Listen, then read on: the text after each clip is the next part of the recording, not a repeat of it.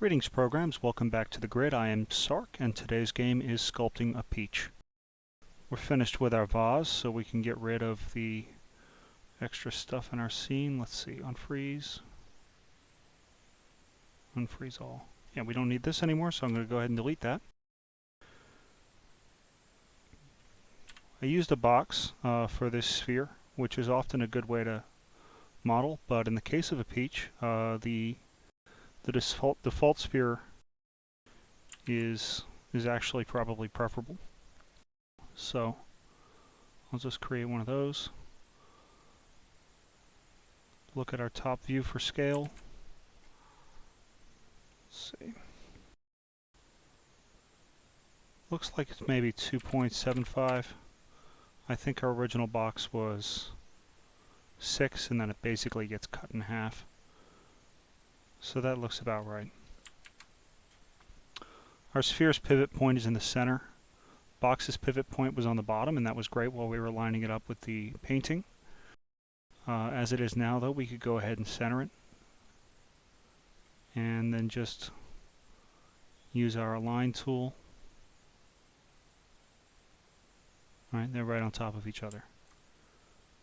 Having done that, we don't really need the other objects in our scene right now, so I'm going to go ahead and hide them. Hide, unselected. I'm just going to budge this out of the way, make sure my box is gone, and then hit Control Z so I know it goes right back onto that spot. Looks like it's about where it wants to be. I can assign this material that I've been using for the others. Set my opacity down to 20% or something. Yeah, you know, looks like it belongs there. So back up to 100 for now. We don't even need our painting. I'm going to leave it. It's not bothering me too much, but I definitely don't want to move my camera. Right, that would precipitate adjustments of the grid and such. So I'm going to hit P to deselect my camera, and now I can freely scale and move around, and I don't have to worry that I'm messing up the work we did earlier. So here is our sphere. I think that we want a crease, and if I'm looking at it from here, I guess we could just put a crease right there. If for some reason your sphere doesn't, like if you got 32 sides, no, 16 is fine. I guess you could go down to 8. You don't want to go down to 8. You want about 16 sides. If for some reason yours is off kilter, you can rotate, right? You can end up like, in fact, actually that's what we want to do. Because I want to add a line in between these. I want the area where the crease is to be narrower still. So to do that, I'm going to take my rotate tool and I'm going to go to my angle snaps first. I'm going to go to the angle snap tool. I'm going to set the angle to what? I don't think 5-degree snaps are going to work for us here, right? If I snap each 5 degrees, I'm never going to get it flush. So, minimize that somehow. Okay. Quick math on this is just to get your calculator open, just so you can see what I'm doing.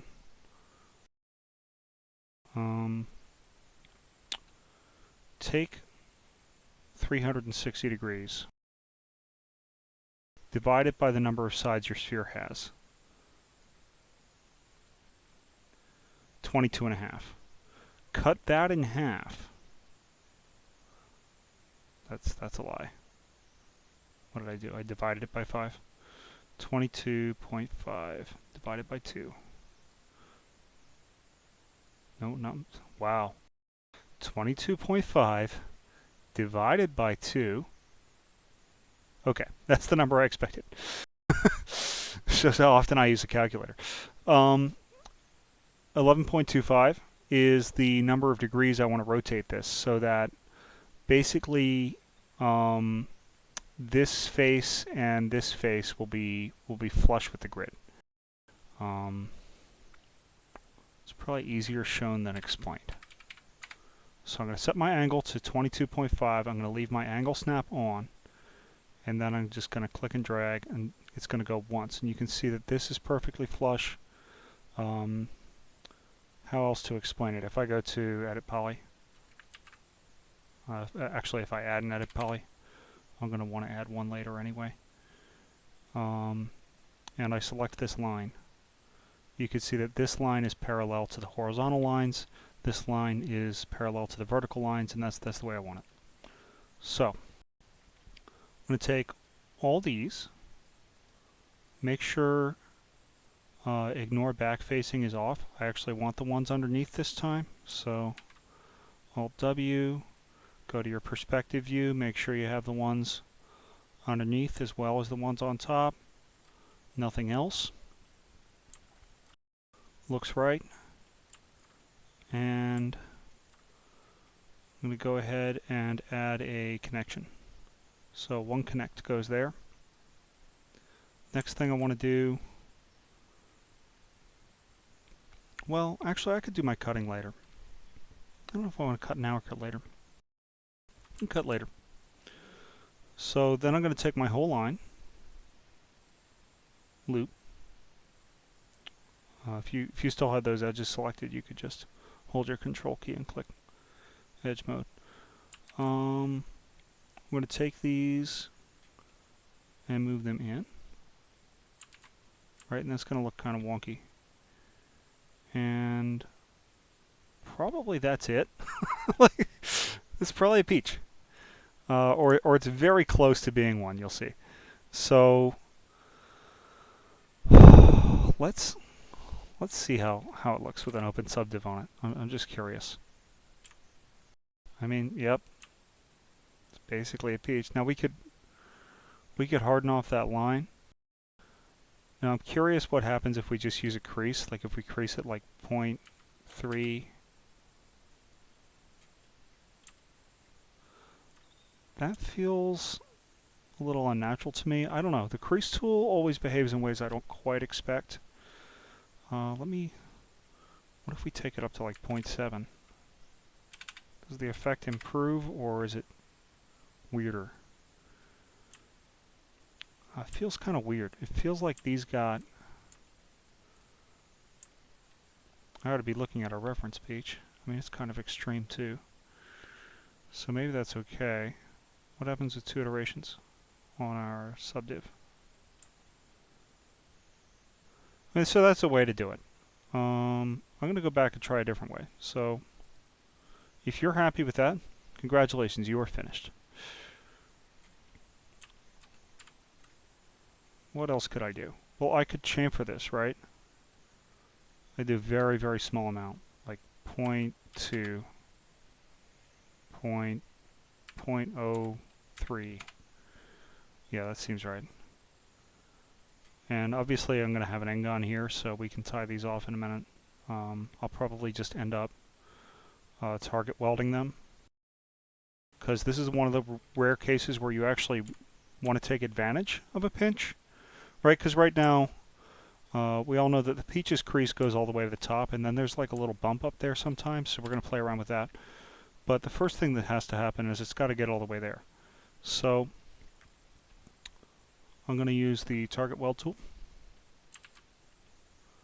and I'm going to weld this one all the way. Oh, it doesn't like that, does it? Oh, it really doesn't like my plan. Let's see if I can get away with this. Okay, we can cut it first and then weld it. That's fine.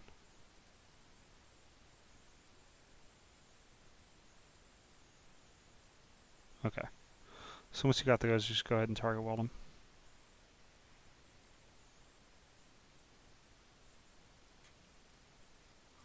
I mean, that might be a little extreme. I might want to, maybe I wanted to leave those in there. Let's see how that looks. Maybe not. You know, there's something. Yeah, I mean, because if I'm going to have a crease that extreme, I'm going to choose to believe that that's not sitting vertically, because otherwise it would be a waste of time, right? I'm going to choose to believe that it's like, of course I'm moving it by 11.25 increments, so I'm going to fix these in a minute.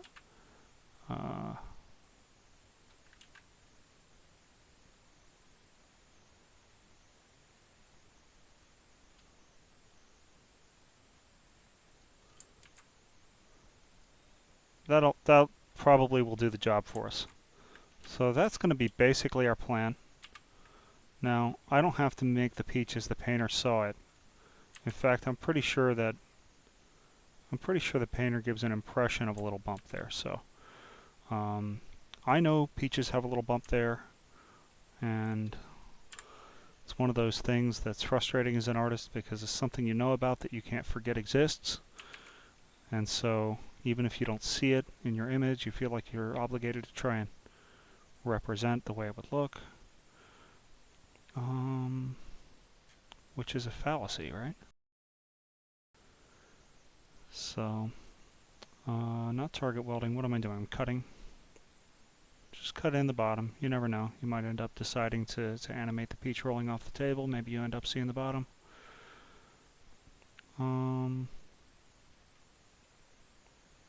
I don't feel an obligation to do that one different, though.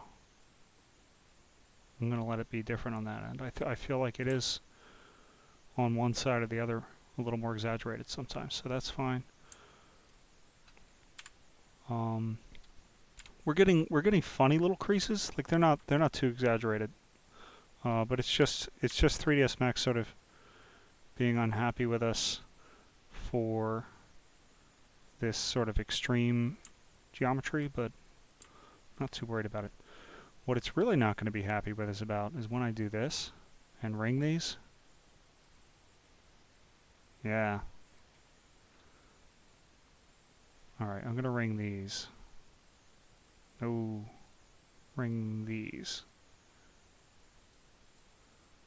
Oh, it really doesn't want that. Alright, how can I do this? I mean, I feel like I should be able to take this. Whatever, I can just select these one at a time. This is going to be a little like I'm sort of breaking all my rules, but it doesn't matter. It's an organic object. It's not a man-made object, and organic objects operate on different rules. So sometimes you get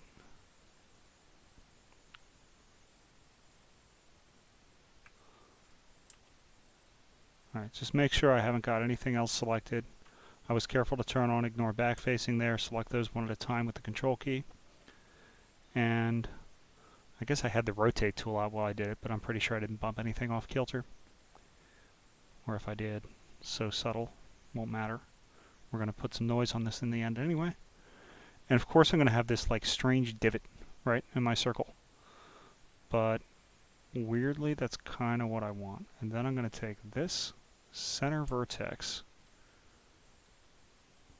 Well, I'm actually going to take this again. We'll go ring. No. I'm going to take my circle that I made, loop, and chamfer it into 2. Now I want these a good ways apart because I don't want anything to feel too wonky. And then I'm going to take this and I'm going to take my soft selection. So turn on soft selection, make it way less. And if you wanted to like do this without this like weird circle cutting down into the crease, there are a lot of ways to do that. I'm just curious what it's going to look like, so experimenting a little bit. I'm going to put a little bit of a bubble, and I'm going to soft select way down almost.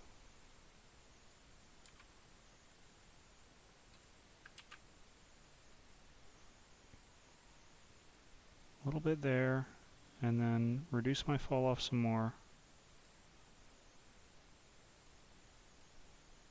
Alright. That's all I really wanted.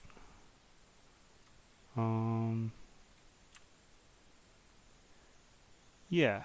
And then I just get that funny little thing that happens at the top of the peach sometimes.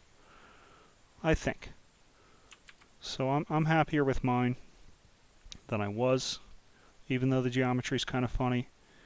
And then nothing's perfect, right? I mean, his has like a bruise, or, you know, somebody put their thumb there for a little bit, or maybe it's just, you know, a little ripe and it's getting soft. So I'm going to put a noise on top of my open subdiv. And the advantage of putting the noise on top is that I've already got all this mesh, right? If I go to open subdiv and I turn off the isoline display, you can see I've got this much mesh. Could even go to 3. Yeah, I think 3 is a bit much, so just leave it at 2 for now. And for the noise, the trick with the noise is you have a scale and you have strengths. So the smaller you make your scale, the more exaggerated your strengths will be. So that means all you have to do is set your strength to like some mild numbers,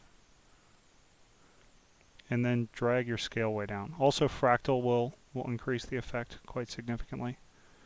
You probably do want fractal on because it's an organic object. And you don't have to do much, right? So once my scale's down to 6, it's pretty bumpy. It's probably closer to lemon territory than peach. So maybe like 10. And that's pretty convincing. Yeah. Looks like a pretty ripe peach maybe. Or at least as bumpy as his. So I could probably increase the scale. And then like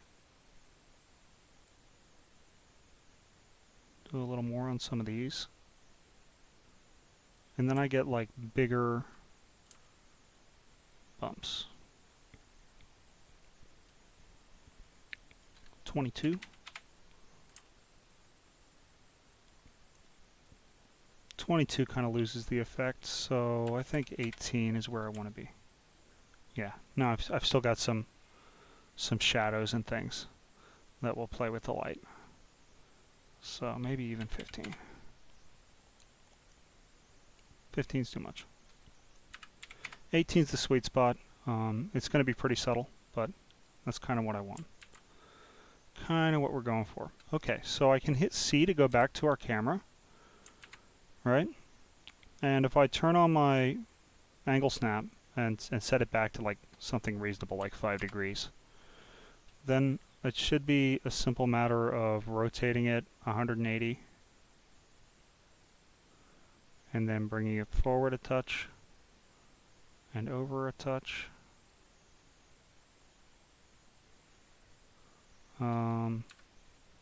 Turning on our opacity maybe. Hitting F4. Ooh, go back down to our edit poly level, so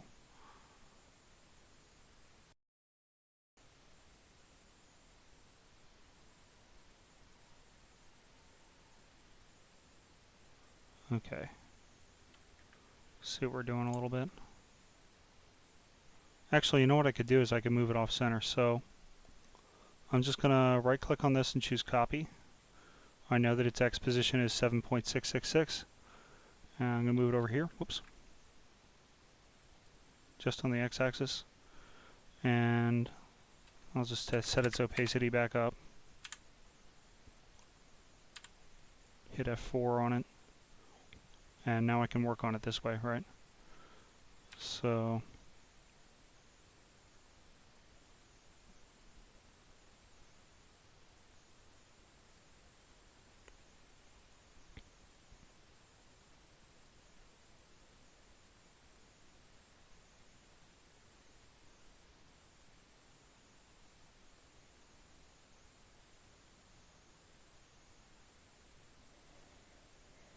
that feels close.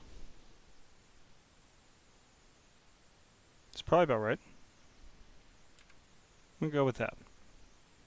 So I just paste this back in here. Hit enter. And our peach is done. That's it for today. The grapes are really simple. I don't know if I explained the grapes last time. Mostly getting them into position is going to be the time-consuming process, but to do a grape, all you have to do is select one of your boxes, throw an open subdiv on it. If your box is a little bigger than the grape that was there, then there's your grape. You want to play around a little bit with the scale, you can come in and you could do 2 iterations on your open subdiv. You could put an FFD on it, or like a taper. Even a taper would do. Let's see. Little taper on the grape. Pick a direction that makes sense. Probably something like that.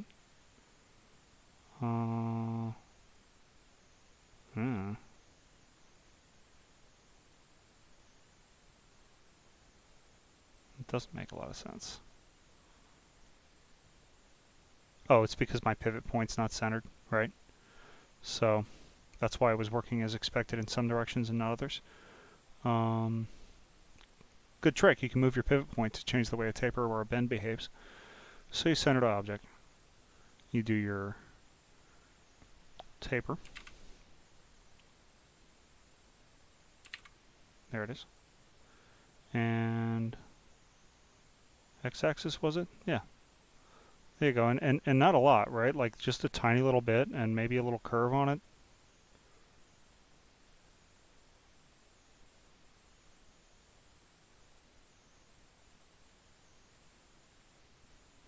Less taper, more curve. There's your grape. You know, and I probably made an egg because I probably overdid it. So it's probably like 0.2 and that's it. Because you really don't need to go nuts with these. As far as whether or not it's like in the exact right spot, you can always take your opacity down to 10%. Grab your grape and start juggling it around, right? Of course, it wants to be actually sitting on the ground, so it's different from where the box was, probably. And then, you know, maybe in the process of tapering it, I accidentally did a little of that to it, and maybe that's a little too much. If anything, it's more the other way, because it's actually sitting on the table, resting under its own weight. And then, let's see.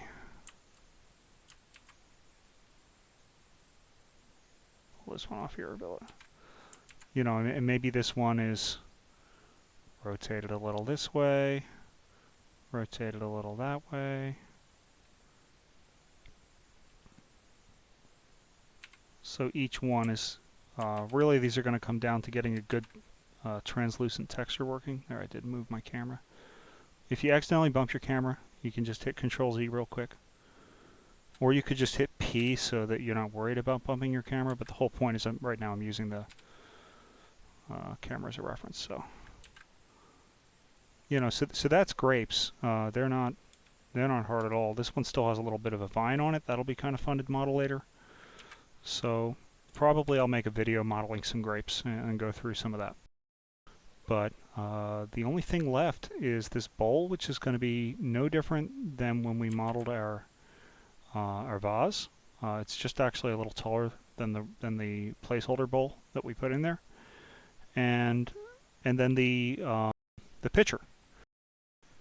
And when those are done, we'll be finished modeling all together. It'll be time to get to textures. All right, good luck, have fun.